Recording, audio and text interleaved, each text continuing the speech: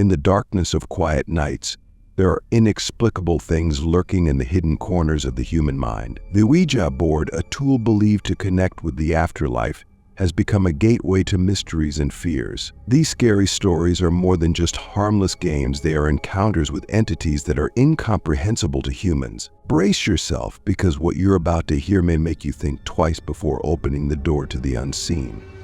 Story 1. Darkness in the Ouija board. The Ouija board had always been hidden in the farthest corner of our closet, a relic from before my time. Its box was old, with faded colors and worn edges. For years it sat there, unnoticed as we grew up, but there was something about it that intrigued me every time I saw it. Finally, one afternoon, I decided to try it out with my brother. At first, we struggled. My brother, always a prankster, pretended the board was moving on its own. We quickly lost interest and put it away. That night, I couldn't stop thinking about it, so I researched how to use it properly. The next day, with my parents out, I set up candles around the table and tried again with my brother. We turned off the lights and placed our fingers on the board. At first, nothing happened, but then the planchette began to move. It spelled out the word correct, the room grew colder, and the candles flickered wildly. The board started to spell out nonsensical messages, making us increasingly uneasy. Suddenly, the planchette stopped and spelled out "are not." The room became frigid, and the candles went out, leaving us in complete darkness. A chilling scream echoed through the room. It was my brother. When I turned on the light, I saw deep scratches on his torso. In a panic, he threw the board into the fireplace. As it burned, the oppressive atmosphere lifted slightly. Even though the board was gone, the fear lingered. It felt like we had disturbed something dark, and the shadow of that night still followed us. A reminder that some doors, once opened, can't be closed. Story 2. Terrifying prophecy. One evening, my cousin called me, his voice shaking with urgency. He and his family had decided to play with a Ouija board in their basement, something they had always considered a joke. That night, though, things took a dark turn. Before starting, they noticed an old porcelain doll on a shelf in the basement, a creepy heirloom from their grandmother. To avoid the doll's unsettling presence, they moved it to another room and covered it with towels. In the dim basement light, they began the Ouija session. At first, the board seemed to give random, meaningless answers. My cousin got bored and went upstairs to the bathroom, leaving his brother, father, and their cavalry discontinue. When he came back, the planchette was spelling out his social security number, which they couldn't have known. They were terrified, but continued. The board then ominously predicted that my cousin would die serving in the Air Force, a future he wasn't even considering. The board then spelled out doll, referring to the porcelain doll they had moved. When they checked, they found the doll standing upright in the doorway, its eyes fixed on them. Panic set in, and they fled the basement. My cousin's father's friend, a skeptic, was deeply affected and burned the Ouija board the next day. He was haunted by nightmares and paranoia for months. Despite the board's grim prediction, my cousin joined the Air Force and is now stationed in Europe. But the memory of that night and the doll's eerie presence still haunts him. The basement remains avoided, and the doll's unsettling eyes are a shadow that lingers whenever he visits. Story 3. Tomorrow. Dark prediction. It all started as a harmless prank during a sleepover. My friends and I were bored, so we decided to dig through some old junk in the garage. Among the discarded items, we found an old Ouija board. Despite its frayed edges and faded drawing, it still had an eerie presence. We laughed off the idea of summoning spirits and thought it would be a fun joke. There were 4 of us that night, all skeptical and joking as we set up the board in a dimly lit room. A single candle flickered, casting long shadows on the walls. We placed our fingers on the planchette and began asking silly questions. At first, the board gave nonsensical answers, and we continued to mock it. One friend, a known prankster, even moved the planchette around to fool the rest of us. As the night wore on, the atmosphere shifted. My friends became bored and left, leaving just me and another friend with the board. I decided to ask a question I now regret. When will I die? The planchette moved slowly, spelling out tomorrow. My heart raced, and cold sweat broke out on my forehead. My friend, nervous but trying to act casual, said he hadn't moved it. The room fell into an eerie silence, broken only by the flickering candlelight. I tried to brush it off, but the word tomorrow kept echoing in my mind. The next morning, as I walked my dog, the collar broke, and he ran into the street. I chased him and just managed to pull him away from an oncoming car. The incident left me shaken, and the word from the board haunted me. Later that day, while in the kitchen, the ceiling fan suddenly fell, crashing onto the table and scattering glass everywhere. I had been standing at that spot moments before. 2 close calls in one day felt more than coincidental.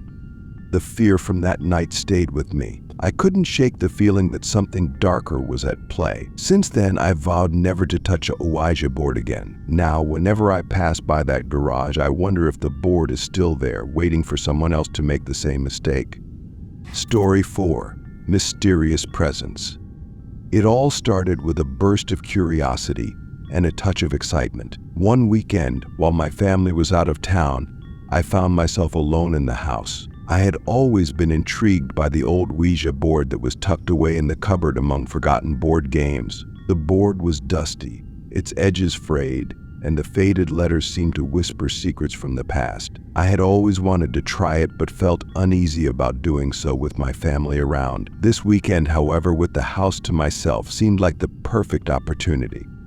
The weather outside was dreadful. Torrential rain and howling winds battered the windows, adding to the eerie atmosphere. Around midnight, I set up the Ouija board in the dining room. The room was dimly lit by a single candle, casting flickering shadows that danced across the walls. The storm outside added to the sense of foreboding, making the whole experience feel more ceremonial and intense.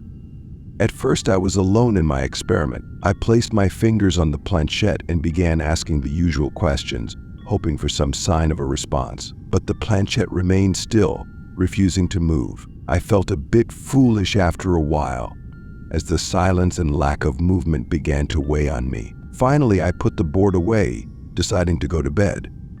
That night, sleep eluded me.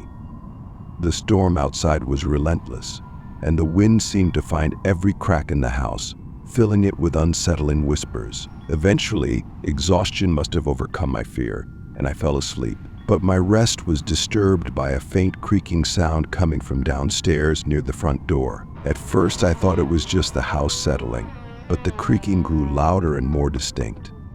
Panic set in as I realized the noise was coming from the stairs, moving closer and closer to my room. With no cell phone to call for help, I was alone and frightened. The creaking stopped right outside my door, and a suffocating silence followed. I lay in bed, clutching the blanket, every muscle in my body tense, waiting for whatever was coming.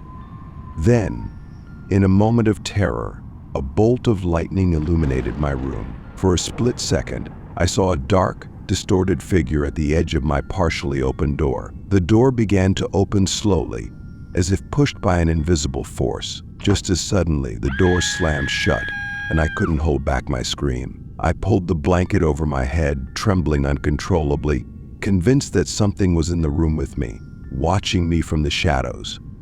The storm raged on outside, but inside there was only the sound of my rapid breathing and the pounding of my heart. Time seemed to stretch endlessly as I lay there, paralyzed with fear. As dawn approached and the first light began to seep through the curtains, I cautiously peeked out from under the blanket. The room was empty, and the door was closed as if nothing had happened. My rational mind tried to convince me that it was all a nightmare, a product of the storm and my overactive imagination. But deep down, I knew something was wrong. I forced myself to search the house for any signs of an intruder, but found nothing amiss. No broken windows, no forced locks. When I returned to the dining room, I found the Ouija board lying neatly on the table, exactly where I had left it the night before. I was certain I had put it back in the cupboard. A chill ran down my spine as I realized the board was somehow involved in the night's events. Without hesitation, I grabbed the board, took it outside, and threw it in the trash. I dragged the trash can to the curb, feeling a sense of finality. The house returned to its normal quiet state, and nothing unusual happened afterward. I kept the experience to myself, knowing that others would likely dismiss it as a bad dream or an overactive imagination. But I know what I felt and saw that night. The Ouija board remains a reminder that some things are better left untouched, buried in the past, where they belong. Story 5. Curse from the Past. I learned the hard way that messing with a Ouija board is a bad idea. Back in the summer of 2013, a friend of mine, who wasn't a believer, traded me a vintage Ouija board for a video game. I wasn't expecting it to work. I just thought it would be cool to own and maybe sell later. That first night, I tried it out for fun. I placed it in the living room, asked a few questions, and nothing happened. I thought it was a joke and just left it there. The next morning, I noticed something odd. My 2 small plants were on the floor, soil everywhere, and the Ouija board was neatly placed where the plants had been. I was sure I didn't put it there. Maybe I was sleepwalking or just forgot, but I couldn't explain it. I moved the board to my bedroom and threw it near the closet. That night, while trying to sleep, I heard a soft tapping noise. I saw a thin beam of light coming from the closet. I didn't remember turning on the light. When I checked, everything seemed normal, so I turned it off and went back to bed. But the noise and light kept coming back. Each time I turned off the light, it would turn back on. I started to panic, especially when the main light switch clicked on by itself. That's when I decided I had to get rid of the board. I grabbed the Ouija board and threw it in the trash outside. The relief was instant. After that night, everything went back to normal. The lights stayed off, and the strange noises stopped. I learned my lesson and won't go near a Ouija board again. Whether anyone believes me or not, I know what I experienced, and it's enough to keep me away from them for good.